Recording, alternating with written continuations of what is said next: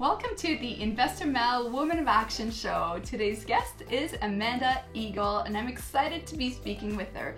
Amanda is one of our action takers inside the Action family, and she purchased 3 properties since joining our program. She specializes in duplex conversions, so she'll be discussing the BRRRR strategy and how she was able to grow her portfolio.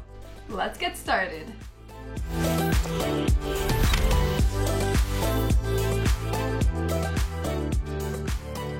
Hello, Amanda. Thank you so much for being on the Woman of Action show. Thanks so much for having me. Yes, it's a pleasure. So we've met originally. You are part of the Action family, and that was how many months ago did you and your husband originally join? I think we joined back in March, so over a year ago. Excellent, that's great. Now you've had a great journey, and I want to dig into everything you've been up to and your why and all that kind of stuff. So let the listeners know a little bit about yourself. Please go ahead, Amanda. Okay, yeah, awesome. So I'm a mother of 2 and a wife. So my kids are 9 and 7, and my husband and I met when we were 14 and have been together since we were 16, so we've known each other for a very long time. Yeah. We didn't go to the same high school, but yeah, we've been together for a long time. Nice. So we bought our first place when we were 20, so we were very young getting into real estate. We just bought a house for ourselves. We just bought a townhouse, and then just gradually kind of like leveled up from there, just, our own personal residence. So townhouse to single family, have kids, all that sort of stuff. And then from there, we finally realized that we're going to start investing in real estate. So in 2017, we bought a couple condos, both in the same year. One just was about 4 years old, and the other one was pre-construction. So we closed on that like a year and a half later. So nice. Bought the condos with the intent to just have the tenants pay it off and then, retire. That was our retirement plan. Like, we were just going to have a couple places, and then that was it. And what was your why? Why wanting to quit the 9 to 5? What was the drive behind all of that? Yeah, so myself, I've had a couple like scares in my life. I've had a couple like health issues. One, I had Bell's palsy. We were in Florida, and it was just very like unexpected. And you kind of have those moments where you're just like, I know you had that as well with your life-changing car accident. Mm-hmm. And so yeah, I had a couple health scares, and I think that it just kind of like gives you a whole new perspective on life. Right. And also my dad, he's got Parkinson's, so he's a super hard worker. He's worked all his life, and then when he was about to retire, a few years later, he couldn't. Like he was forced to retire, but because of his health, not because he wanted to. So I think those moments are kind of like life-changing. Absolutely. Not to take life for granted. Absolutely. Yeah. So now tell me about your growth and how did you make it happen? How are you investing and all of that? So we started with the condos. So then we ended up selling one of them because it wasn't cash flow positive. And of course, when we were first investing, we didn't really understand the importance of cash flow. We figured, it's still a great investment. We'll pay a couple $100 a month, and then it'll still be paid off and whatever. So when we realized, we need the cash flow, we sold that property and we invested it in a bungalow. So what we decided to do is we teamed up with a realtor in our area. He's an expert at duplex conversions, and that's kind of like what we figured we love to do. We narrowed down, that's our niche now. We want to specialize in this, and that's what we've been doing. So we basically have been studying it, and we buy these little bungalows. They already kind of have like that side entrance, and then we look for 3 bedrooms up, and then we basically, block off the basement and make it into a legal duplex. So that's kind of our strategy now. It wasn't always that way. We kind of have moved here and there and made some changes along the way, but that's kind of what we've narrowed down on now. And so we have five properties now. So we have still one of our condos. We actually have a triplex in Moncton, New Brunswick, because we met up with a realtor in the Mel and Dave group. So that was a great connection, and we bought a triplex there. And then that was all because we didn't really know exactly what we truly wanted. Now that we've kind of narrowed down what we love, what we're passionate about, that which is the duplexes, that's kind of our go-to, and that's what excites us. So now we're working on our third one of those. Okay, that's great. And I love that you say that, because there are so many options in real estate. You can go after big units, smaller units, you can flip them, you can do so many different ways, and there's so many strategies to grow your portfolio. So it's nice that you were able to find your niche, and sometimes you don't find it right away. I mean, Dave and I, we were the same. We didn't find it right away.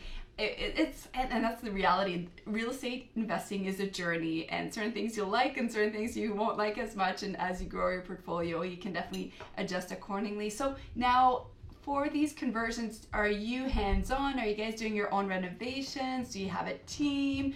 How does that look like at your end? Yeah, so we have a general contractor. We're not handy whatsoever. So we hire it out. So yeah, we really love the search of the property. We're still buying on MLS. We're also looking at off market, but all of our deals actually sorry, I shouldn't say that. The one we did, our realtor had an off market property, so we were able to get that off market. But generally they're on the MLS that we're buying, because we can, by converting them into a duplex, we're jacking up the value. And then we are doing the BRRRR method. So nice. Excellent. Now let's talk about contractors, because I know that's a roadblock for a lot of our listeners, is to find those people. And Dave and I mean, we're the same. We're not handy. We like to buy the real estate and finding the deals and lifting the appreciation, but doing renovations is not our expertise. So how do you go upon, did you just get lucky finding these people? Were you just connected? And how were you able to continue to grow your portfolio? Yeah, so the first one that we did, our contractor had actually done some work for us in our own home. Okay. And generally, you don't hire someone that doesn't specialize in duplex conversions when you're doing that, because anyone can just do any renovation, right? But we need to make sure that the zoning's proper and that it meets all the requirements. So it just so happened when we reached out to him that he said, like, he is an investor himself, and he does these projects all the time. So that worked out super well for us. We had him do that one. Then when it came time to do our second one, he wasn't available. Of course, it's super hard to lock down the contractors. They're so busy, especially during COVID when everyone else is doing stuff in their houses too, right? So he wasn't available. Our next go-to wasn't available as well. So we ended up teaming up with our realtor, who is the expert in the area, and he had a crew available. Unfortunately, it wasn't the best crew. We had to kind of switch partway through. That stuff happens, I guess. But we have, now that we're starting our next one, we had to go through the process of interviewing contractors. And so we found another good alternative for our next project. So we're excited for that. And that's reality, right? Those roadblocks where you go, okay, I'm going to try this, and oh, this person's not available. I'm going to try this person, and you have to pull because something's not going right, and we've all faced that. So if you're at home listening and either fearing these kind of things or you're going through it yourself, know that this is normal. I've been through it. Amanda's been through it as well. Now, what are your intentions? Do you want to continue to grow your portfolio? Do you have a max where you're like, okay, this is it and I want to invest more passively? What are your long-term goals?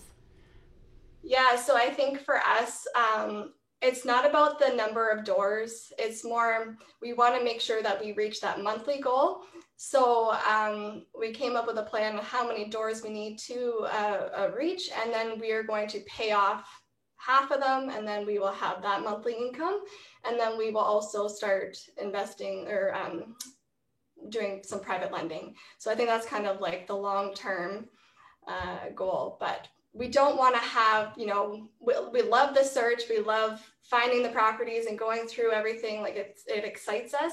But I think we don't want 100 doors, or, you know, it's much different strategy than investing in apartment buildings and that sort of thing. So I feel like we would be happy with a smaller amount of doors as long as we reach that monthly goal. Right. And I love that you said that as well. I love that you said a couple of things. So number one, it's really identifying what works for you. Some people want to have thousands of doors. Some people want, you know, 10 doors, and that's their max. And it's okay to identify and not to compare yourself. I feel so many people compare either their strategies or their goals against other people, and it makes it, you know, difficult. And the reality is that it's okay for everybody to have their own goals and their own journey based on what they're looking for and what they enjoy doing. So that's great. And I see more and more investors wanting to do that as well, that they grow their portfolio, they reach that point where they're financially comfortable, and then they start investing passively, which is, I think, a fantastic strategy as well. And that nice thing about being able to invest passively is now you're helping out other people who may want to use OPM like Dave and I use other people's money to grow their portfolio, which is fantastic as well. Now, working with your spouse, Dave and I, of course, we work with each other all day, every day, and I get asked this question probably a few times every single week. So how is it? You've met in high school, you've been together since you met, I guess, when you were a teenager. How is it working with your spouse, the good, the bad, the ugly, and how are you making it all work? Okay, so yeah, we get that question asked a lot too, actually. To be honest, it's actually pretty amazing. Like, of course, you know, you have your moments and everything, but because we've known each other for so long, and, you know, when we moved out at 19 together and then we bought our house at 20, like, we've always enjoyed walking through neighborhoods, looking at houses, and like talking about our goals and our dreams, that like it just kind of comes naturally to us to just, because it's something we're both passionate about. I think that's the easiest thing, because a lot of people that are real estate investors, I've heard them say like, oh, I wish my wife was more on board, or like, you know, she supports me, but I wish that, you know, she was more into it. And I feel like in this industry, to like really grow, you almost need to be like obsessed. Like, you need to be all in. And I mean, it's like all we talk about. it's we have to try and remind ourselves to set time aside for other things to talk about. And of course we have the kids too, so we have to make sure that there's a balance.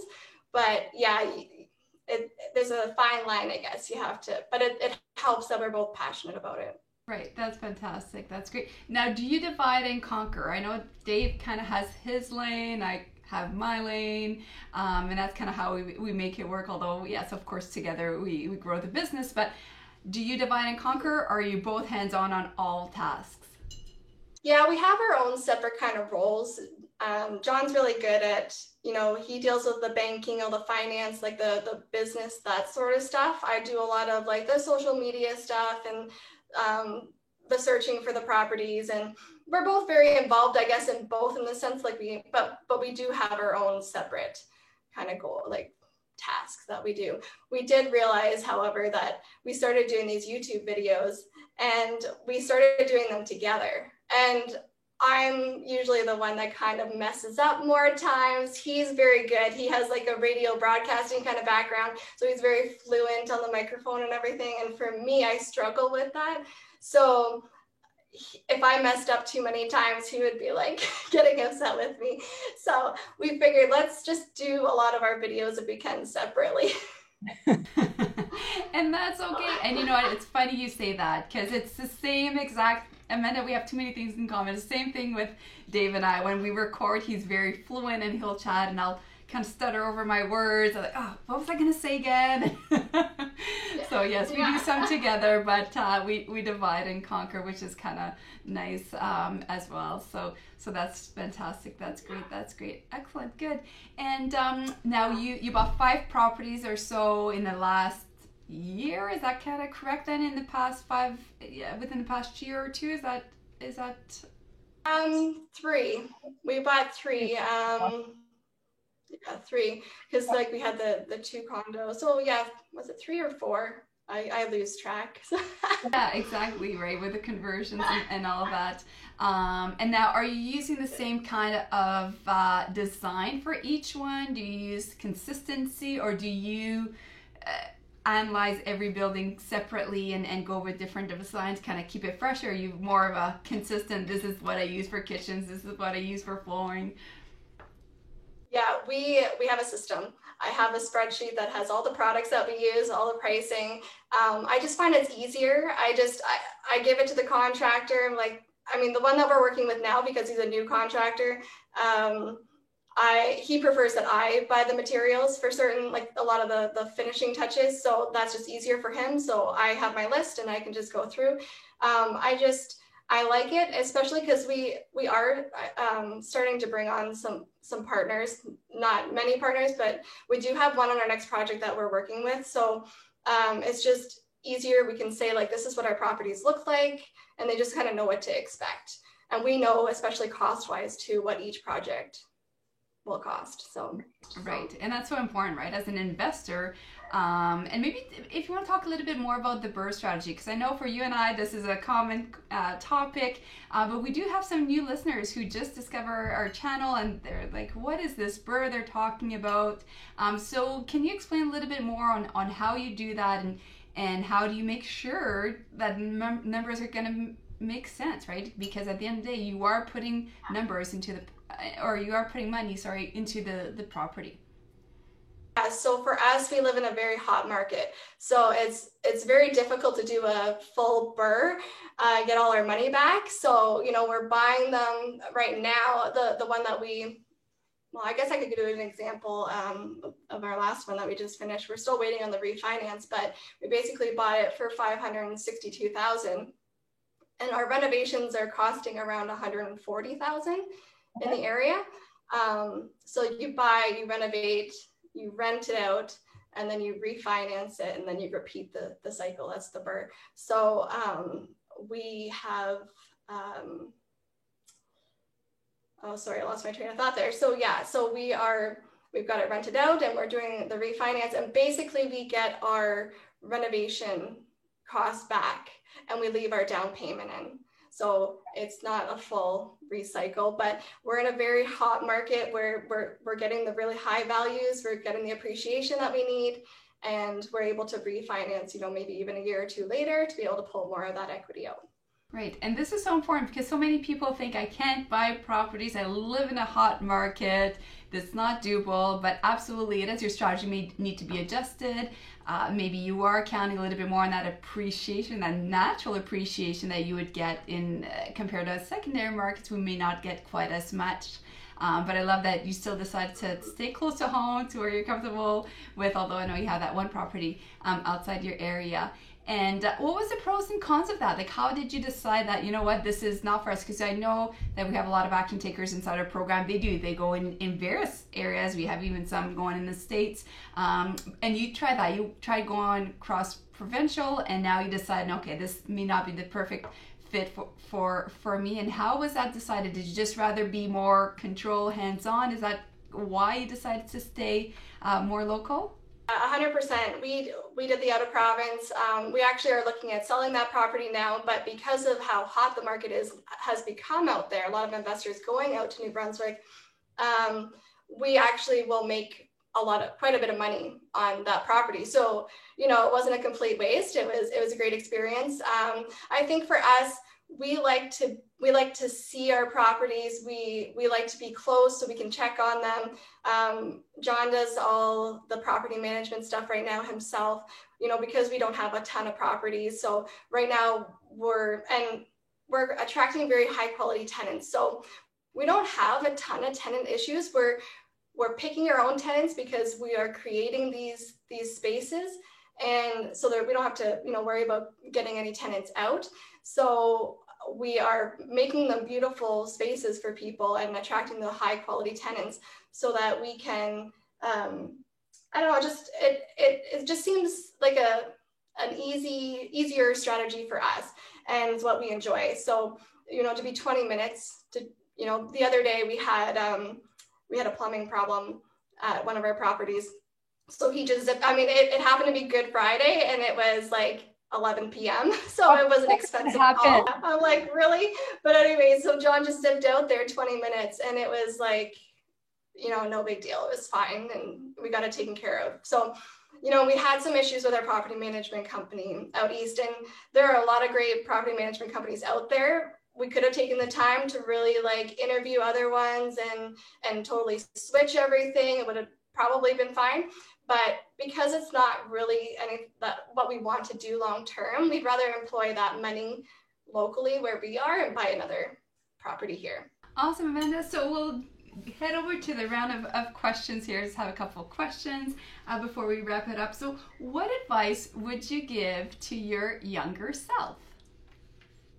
For me, I think I would say, like, don't be afraid to take risks and get comfortable being uncomfortable. Especially like in this investing world, you just really got to get out of your comfort zone. And it's been proven for me. Okay, and I want to dig into that a little bit more, because this is so real, and I've had fear, you've had fear, and you had to get uncomfortable. So how did you do it? Like, how did you push through that fear? How did you push through that uncomfortability? Because you know, you have to get uncomfortable to get different results, but it's not easy when you're trying to face it. So how did you push through it? Well, it definitely helps that I have my husband in it with me. I'm not doing it solo, so that definitely helps me. Also, surrounding yourself with like positive people and people that will encourage you.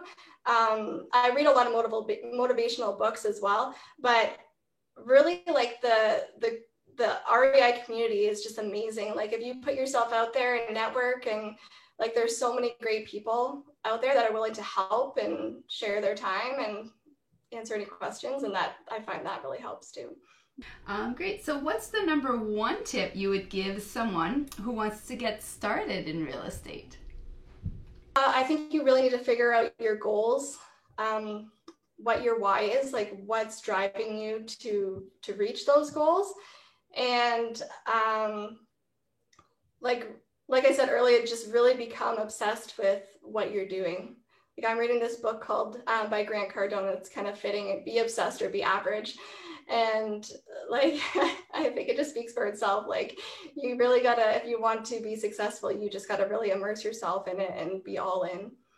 I love that book. It's one of my top 5 favorite books. And for those listeners, you gotta make sure to check out that book, because it just gives you permission to really get obsessed and jump right in and think big and all those great things. So that's fantastic. Awesome, Amanda. And if somebody wants to contact you, which way is best to reach out to you? So for us, we post our whole journey on Instagram at Legacy Home Investments. We have a YouTube channel, Legacy Home, or you can visit our website at legacyhome.ca. Excellent. Thank you so much, Amanda. It was great chatting with you. It's great seeing you. Outside the Action family, I know you guys are very active inside the family as well.